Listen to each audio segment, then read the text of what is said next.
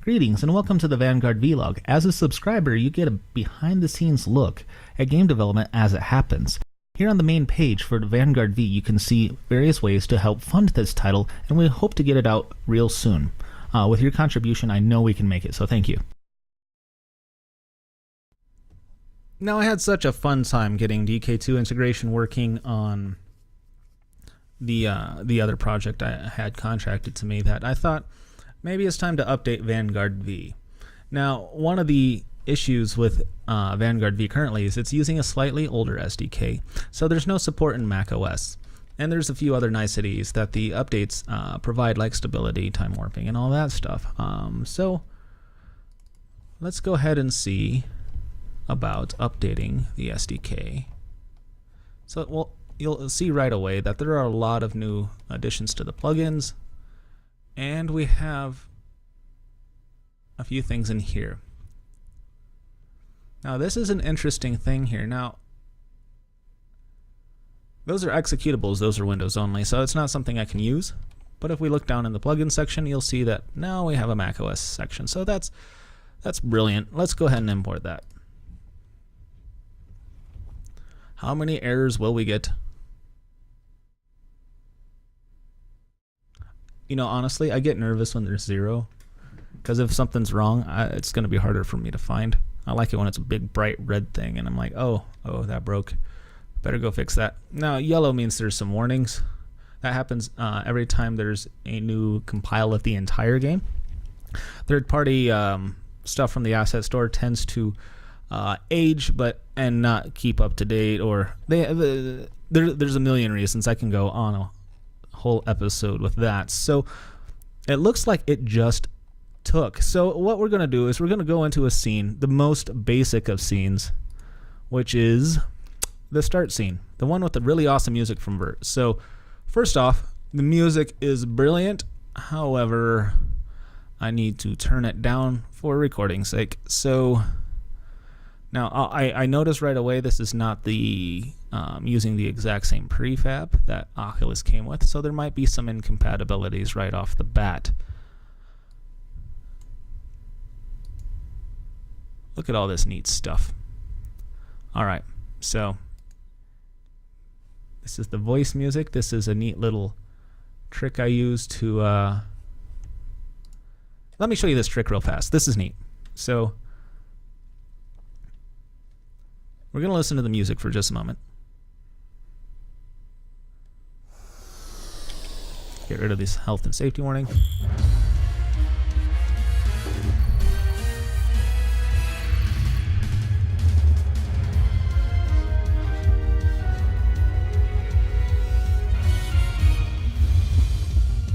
I'm seeing some positional tracking. It looks a little jittery. I will look into that in a moment. But first, listen to the music. Now there's something missing. Let me pause that. There's something missing from the music, and anybody out there who has this demo is welcome to try this trick. So I'm going to unpause this and press the V key. I mean, Vanguard V, it makes sense, but V stands for another thing as well, and you might notice down here what's highlighted to where I'm going.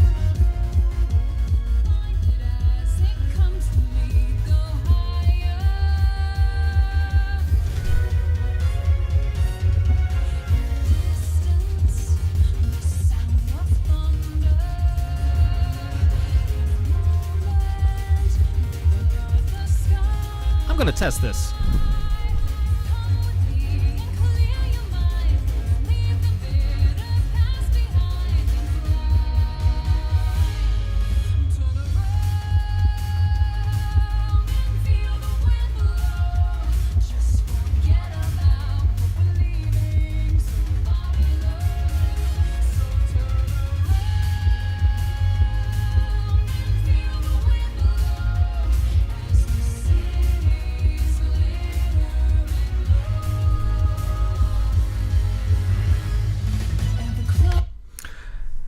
It wasn't actually working in there. I was pretending. I'm actually seeing the screen up above, which has no stereoscopic image whatsoever, just a bunch of randomly placed icons. So still, Can't get enough of that song. Gonna move this back over here. Move this back over here. There we are. Brilliant.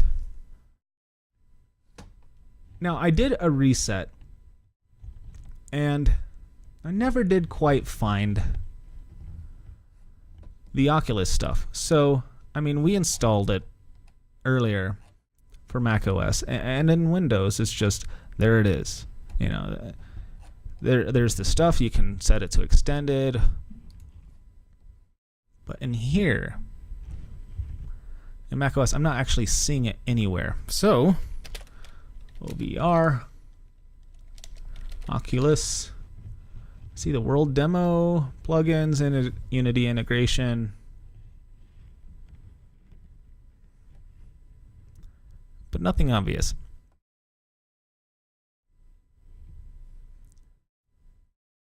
Mac Oculus config utility. Now this makes this is looking a little more promising. Let's go here. That's what I was looking for. I don't know where it is, but it's here. Gender, male, by default. Hey, look, it even has my player height. I'm so default. However, I am B cups. Classes. All right, so display mode. Aha. I'm not sure this direct HMD access is available in Mac OS. This is going to be an interesting thing to figure out, because everything in here in Mac OS, I have to take these off again. Excuse me. Is rotated 90 degrees and kind of horizontal and stuff. And I'm doing some image mirroring, which might be part of it. So we're going to look at the display settings. And now this has become a how to set up your DK2 development environment in Mac OS. So we're going to go to System Preferences, and we're going to go to Displays. And right off the bat, when we go to Arrangement, we'll see that there are two mirrored displays. Now I have the Oculus and the Dell here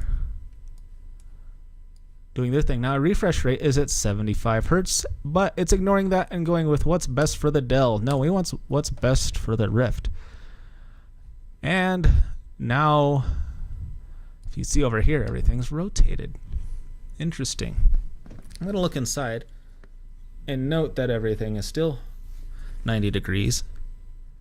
So this is going to be interesting because we need to be able to rotate this 90 degrees. So let's do that. Let's start here.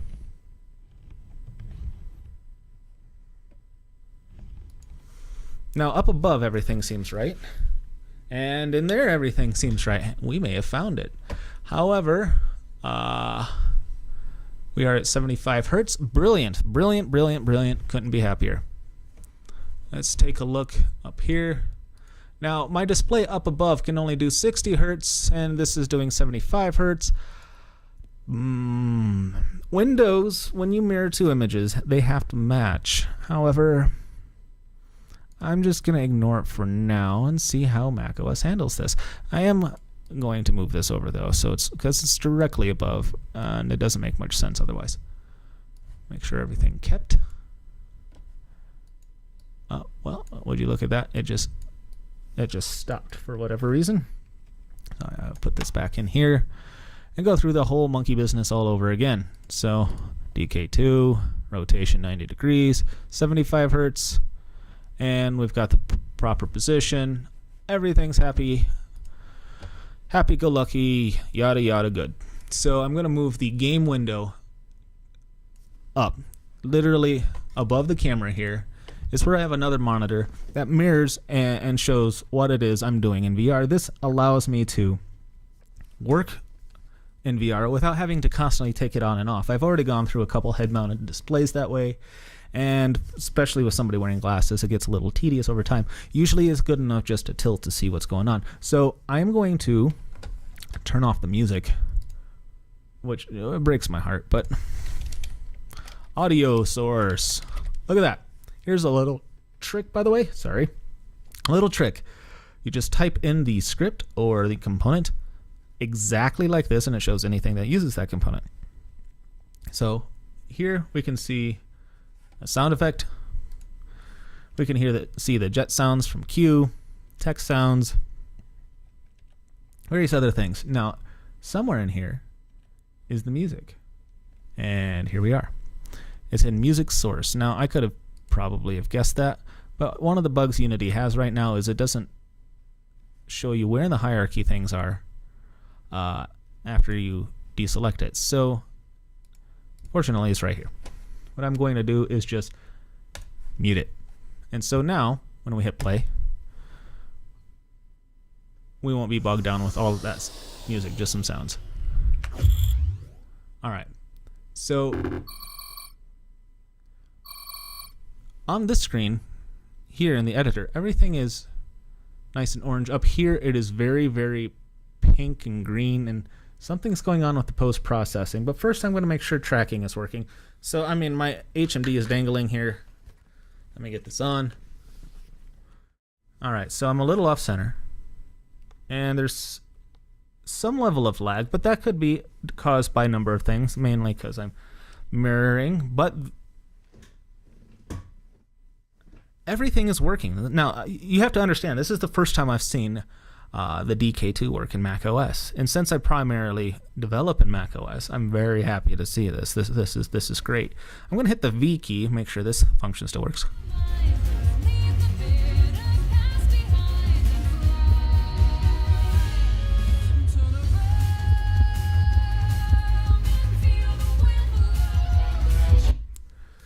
Brilliant. It worked. Everything worked. Couldn't be happier. However, I didn't check to see if the colors were all messed up. Now, interestingly enough, the colors look brilliant in here and terrible on that screen, so I am just going to ignore it for now, because this is what matters.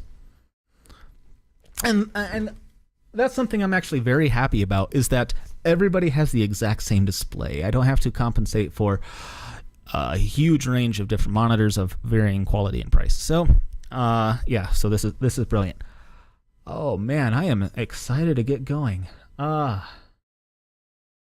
You have to understand, it's been quite a while since I've been in Vanguard, because I've been doing all of this PR campaigning and fundraising and awareness and networking and stuff, and it pulls me away from what I truly love, which is being right in here, working on this. So what I'm going to do now is I am not going to save it with it muted. That would be a tragedy. But what I am going to do is turn down the volume so it doesn't come through the mic so much, and we're just going to play through and see what's busted and kind of take mental note. So I'm going to hit save, and we're going to start at the bootstrapper. Now the bootstrapper, now this comes up again after I hit save, because there's a lens flare in here, and no matter what, it'll always ask something about the script. I don't know. So here's an interesting script I wrote. It's called OVR detection, and what it does is it looks for an Oculus. If you have one, it turns this on. If you don't have one, it turns this on. However, this game isn't really designed for non-Oculus use, and since this is the first time in macOS, enable after delay, 1 second load next level. Seems kind of roundabout. All right. So, but yeah, that's what the purpose of this level is to branch which way it goes, Oculus or not. That's how I was able to do the pixel art version of this game for people who didn't have their Oculus plugged in. It would turn on the 2D camera, and the 2D camera would have this object called load 2D level, and that would instantly take you to the other version of the game. Kind of clever, I think. So I'm going to hit play and turned on the OVR camera. And I'm going to go in head-mounted display. Now, you can't really see what's going on up above. You'll get some idea here in the editor, down below. But the sole purpose of this is to see what's broken and what's working. All right. First thing I notice off the bat is the color seems a little off. There's a green tint to Q. It's like she's made out of 2, maybe 3 colors. It's really interesting. Now, I have heard about this from a number of developers about this blobbing, and this was not something I had that I came across until recently. So I'm pretty sure this is something that can be worked around, because I had developed this for a while and it's only recently been an issue. Anyway, it says tap the side of your Oculus or press the left control key to recenter. Left control being one of those corner buttons, but I'm going to go ahead and give it a tap. Looks straightforward, everything gets pretty. And right off the bat, I can see I've got some position, although it's, according to this, I'm a little short. And the whole point of this is to calibrate your vertical and your horizontal. So I'm going to press Control. Try it again. And I'm still a little short. So what this means is that there's a setting with the new SDK that is slightly different. But let's proceed. This is what we're doing. We're taking notes anyway. Zero transform. I know those guys. I really hope you can see like some of the glowing IR in the camera, because I always thought that was kind of cool. All right, here's that scene we were just looking at. Now, it's no longer the Kickstarter edition, so that's something I'm going to also have to address as well. But moving on. Now, I might change that to tap just for consistency. Make it optional. All right. I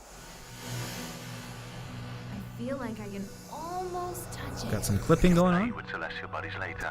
I'm detecting an increase in hostile activity ahead. Hello, Bits. I don't know how much of this you can see, but Switch me to your view. I'm switching to Bits view. This is weird.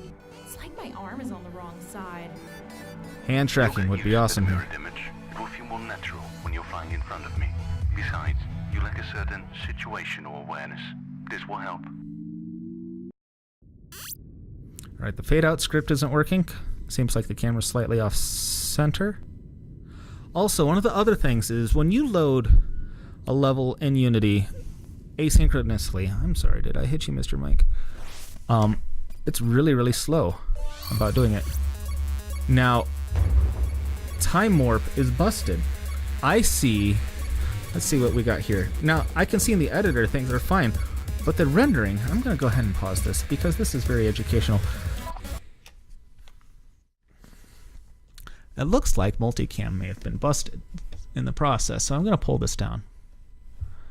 And you'll see that it's the last frame of the intro cinematic, but I can still move around. I'm not sure that's supposed to happen. So, we have our first A bug. Let's get her done. First we get out, then we look for our game window again, because I apparently did things wrong, and maximize this on the top screen so I can see it in VR.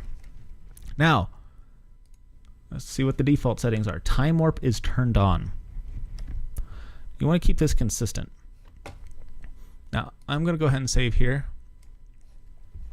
We're going to go to the next level. The next level is the calibration. So, Rift Center. Let's look at this. Time warp is turned off. Now we have a difference. Player height. Now there was a difference in player height here, so I'm going to go ahead and hit play and see if we can adjust these values to match. Oh, I'm starting to see that same artifact we saw in my last video in one eye but not the other. Now this would suggest one of two things, that there are differences in this camera controller it's not happy with, or that I have some issues with my V memory, which doesn't seem likely that it would happen that soon. But there are a lot of problems here, so I'm going to turn that off, turn off time warp, and hit play again, see what happens. Same artifacts, so at least we know it wasn't my little checkbox that broke it.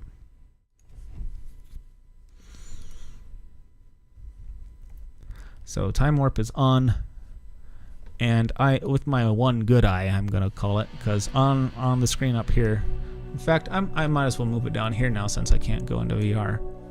This is what I'm seeing. Now, obviously that's not correct unless you're some kind of Yeah, I don't even have an answer for that. And there's some distortion on the render to texture camera, but we are going to proceed and see if we can at least fix the height issue I first saw. So if you notice, the height seems a little off. Wow, the colors are getting real interesting. Just keeps getting worse.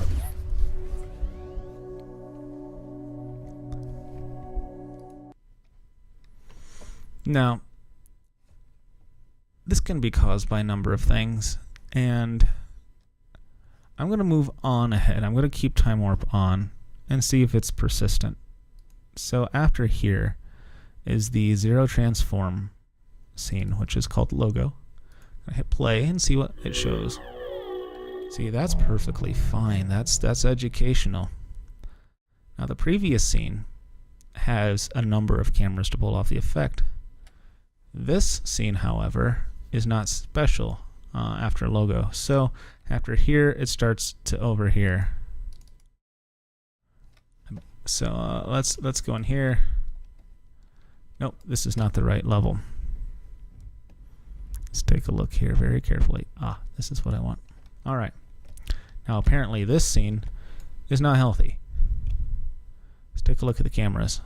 So we have a 2D camera and a 3D camera. And it doesn't like something about this 3D camera. So let's take a look what's inside this 3D camera and see if there's anything we need to keep. Otherwise, I'm just going to use the one from Oculus that just came in with their new SDK, which is, yeah, I'm headed straight to that right now. The one thing we do need from our old camera is its positional data. So I'm going to go OVR, go to prefabs, and we're going to go get this guy right here. Now this is one I made the old SDK, and you can instantly see there's some differences. OVR center on key script, what this does, let it load here, is it resets the positional and orientation. And this is something we want to keep all the time. So I'm going to copy this component and put it in our new fancy schmancy paste component. Here we are. And let's take a look inside. So we have a fade-in effect, and we have post-processing. Now I'm going to leave the post-processing off for now. There's a number of things going on here, and so we're just going to go straight up vanilla other than that recenter. And we also want to bring in the fade-in. Now what the fade-in does is when you change from scene to scene, oops, oh, I don't know what that is. It fades in the scene, so you don't get that jarring effect. We are losing the prefab, quite all right. All right, so this should be center, which it is not. All right, so we want this copy component and paste component values. This puts it at camera height, and we want it between the two eyes, not just on one. I'm going to go ahead and apply this because these are zero out these transforms. Because those are the basic settings. Now I've made it a child of the old camera to see positionally where it is, and it's at the same spot. So we're going to go ahead and unparent that. In fact, I don't really need it to be part of any hierarchy whatsoever. So I am going to just turn this off. Keep it there for reference, but disable it. And if you notice right away, we've got something in the right eye. Left eye's not doing so great. We also have in the editor some font distortion. Now, there's some crazy stuff going on in the video memory or in Unity, and it's just really not happy about it. So I'm going to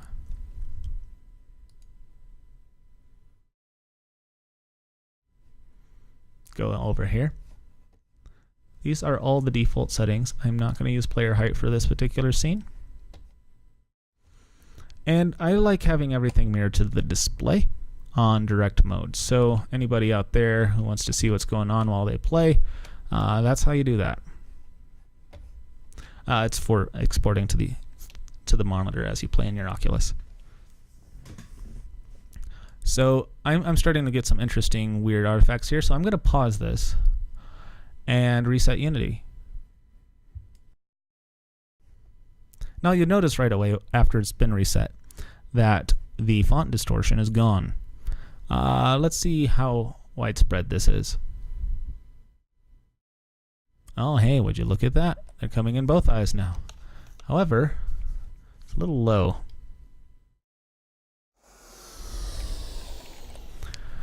I really wish this would time out. It's one of those things. Okay, so being just a memory error somewhere, I'm going to proceed on. And we're going to go to the level that we started with to make sure it also has time warp. We want to keep everything consistent.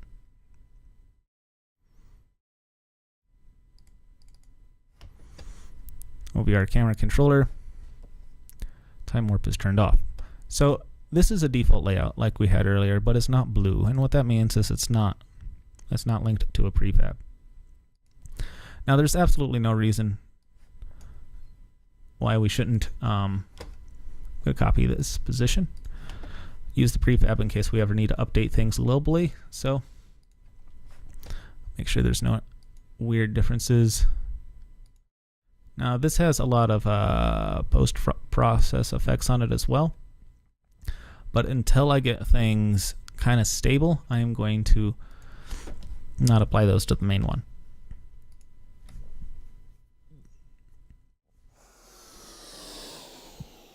Looking nice and smooth. Look at that. Aha! Let's fix the Kickstarter edition. What should we call it? Now, this isn't broadcast live, so it's kind of a weird question for me to ask. However, if you do watch this, send me a suggestion. I'll strongly consider it.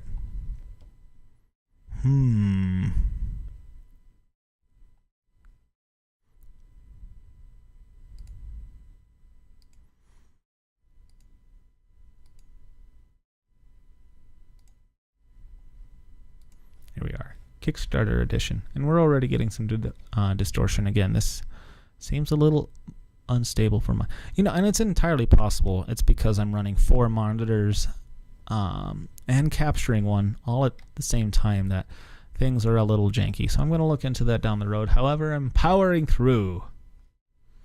Let's see. So this says this is a auto writer script that I got from the asset store, and what it does is it takes a text file and writes it out all neat and nifty, and whatever happens to be in this text file. Right now it says Kickstarter edition. Let's see.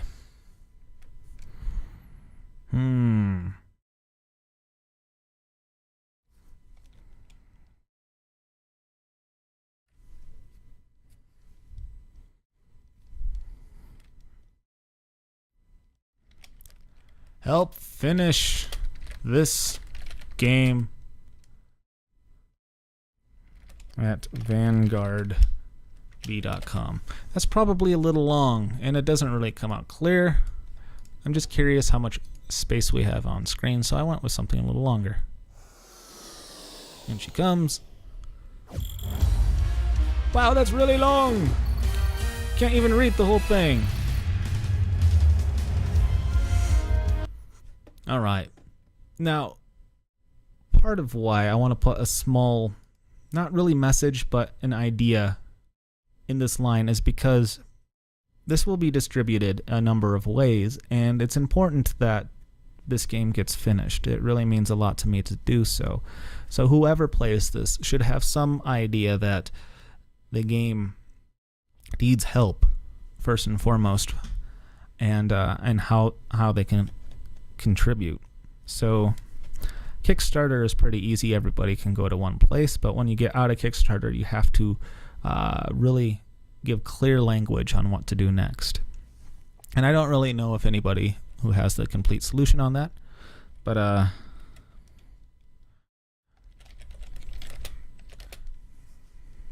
don't want to really say kick, really. So, I'm I'm going to spend a lot of time on this. I'm going to pause for a second and see if I can brainstorm something. So I found myself spending way too much time trying to figure out what to put there. So I just point to the URL and say fund this at whatever. And that's not really important right now because what's really important is getting the game up and running. So I'm going to go ahead and do what we did last time and just kind of proceed. So I'm going to start the level. Instantly, right off the bat, that's a really long message. But we can always get back to it. Now those are the loading sounds and various other things. Now, it looks like we've got some unnecessary clipping. I'm detecting an increase in hostile activity ahead. Departure would be recommended. My head's usually around here, so we'll just wear this as a hat for now.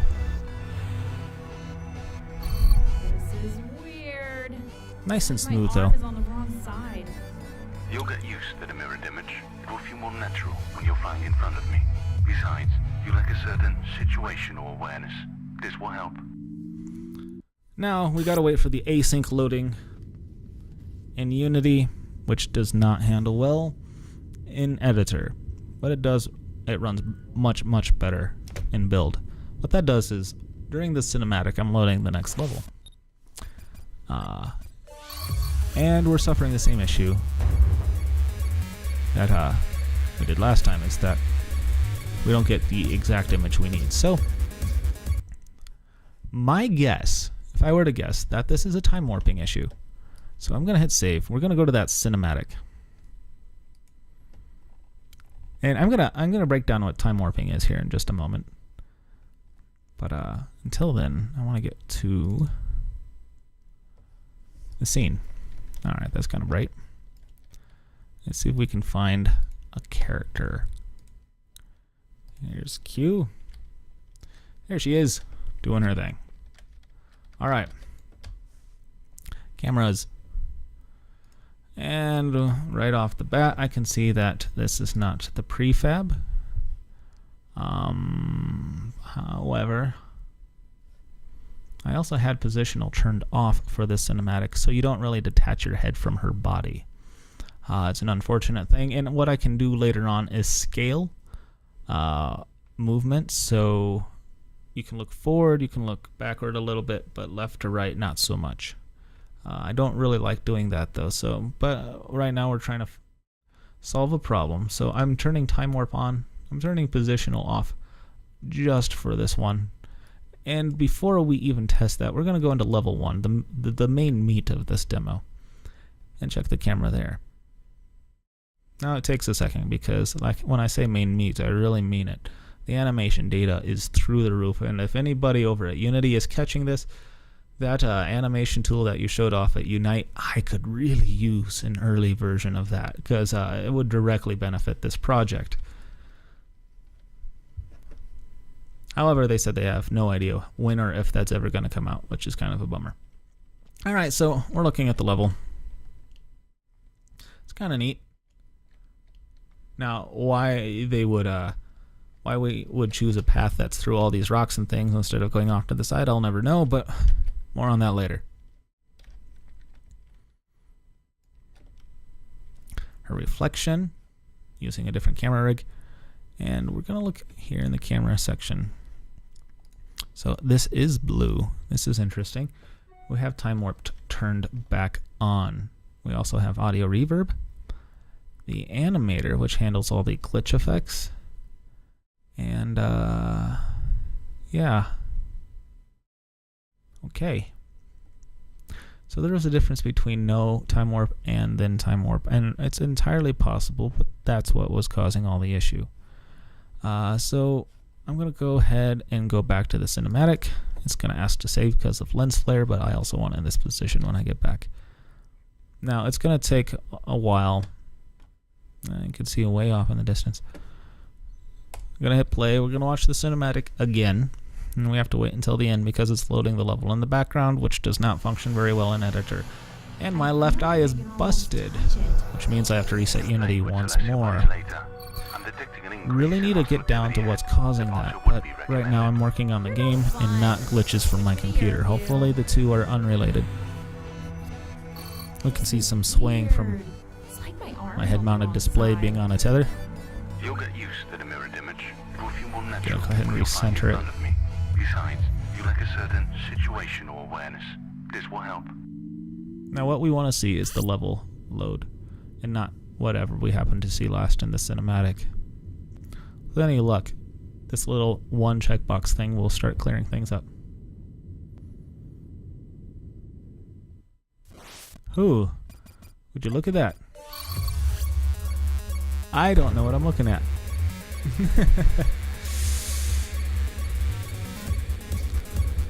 Let's see what the console has to say. There's a lot of crazy stuff going on.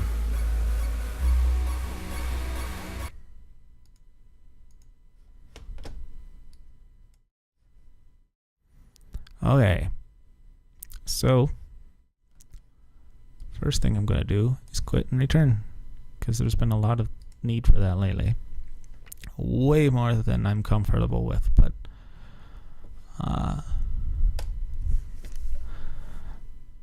once more, can't get enough of that cinematic. Boy, am I tired. See, that's encouraging. I feel like I can almost touch it. I can see both You can play with selection cameras bodies nice and later. clean. I'm detecting an increase in hostile activity ahead. Departure would be recommended. You're no fun. Switch me to your view. This is weird. It's like my arm is on the wrong side. You'll get used to the mirrored image. It will feel more natural. This is when Calendar you're flying in Ball front of me. and Joy Besides, Gruneweg, you lack a certain and situational I couldn't be more awareness. happy This working will with help. those people. They do some excellent work.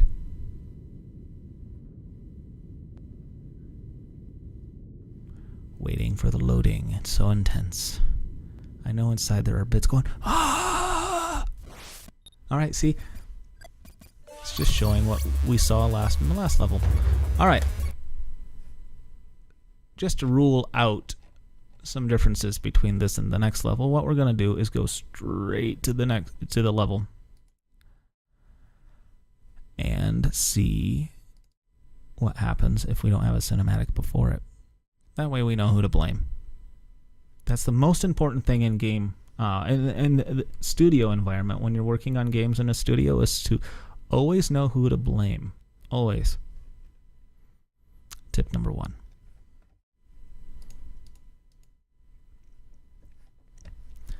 All right.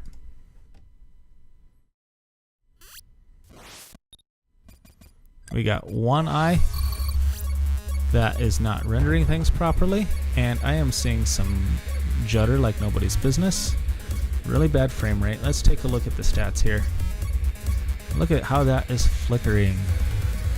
A lot of things going on in render, a lot of glitching going on here. Now, I am starting to get kind of nervous, and that's because this is the most unstable I've seen VR development so far. I don't like to exaggerate. I really don't. I think you lose the nuances when you spit out too much hyperbole, but I had Proton Pulse up and running really fast when I first got my DK2. I was surprised how quick it was to integrate, and things get more complex, so does the development cycle. So I'm gonna reset Unity, see how much of this is memory issues.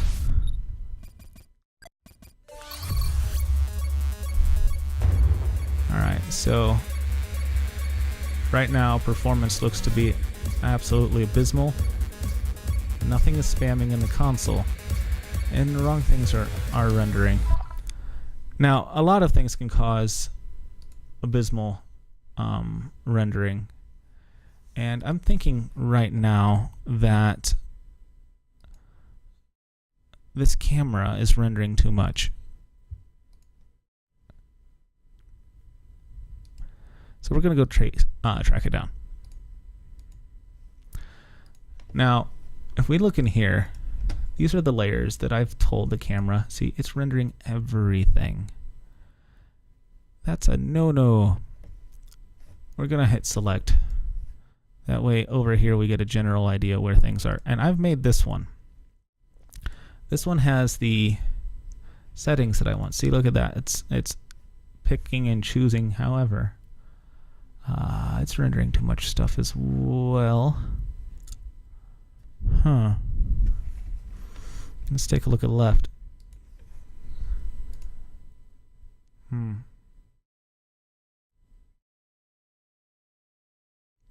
Anyway, I happen to know which ones should be what, so I'm going to go ahead here, turn off 2D, turn off 3D,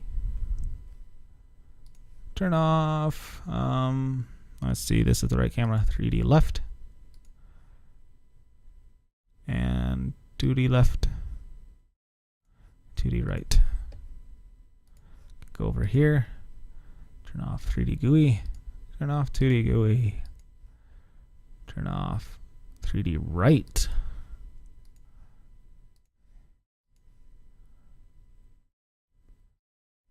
I think that's it. Alright, so anything I did here should all automatically apply over here. Let's confirm that. Yes, alright. Now, this has some post-process effects turned on. I'm going to turn off Simple Pixelizer specifically because that does some interesting things, and I need to look deeper into how it affects the new SDK before I can commit to keeping it. But that's what does this pixelation effect. So turning it off apparently does nothing. Alright, because I mean, I don't see it on. But wow, I've never seen my performance this bad before. Although that can be partially because I have something selected, but it's still pretty bad. This is not good gameplay here.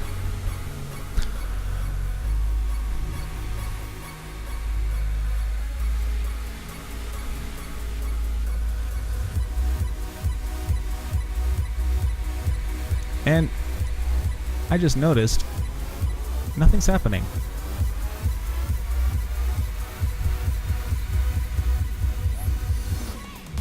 Some animation data is coming in. Most is not. It's kind of spooky. Ho ho ho ho, look at this. Let's try it again.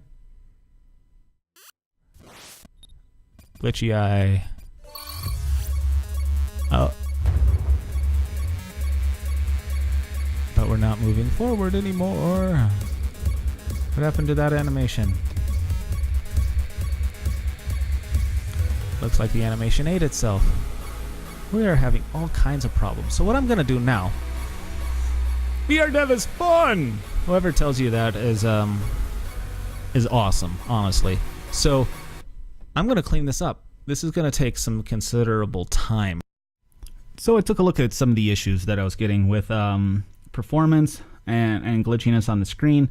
And it came to my attention that there are certain incompatibilities with ScreenFlow, 4K monitors, and having 4 displays out all at once. So you would think 12 gigs of video memory would be enough, but it's still all a little early. I haven't had any issues like this with the previous SDK, so hopefully this is something that'll iron out over time.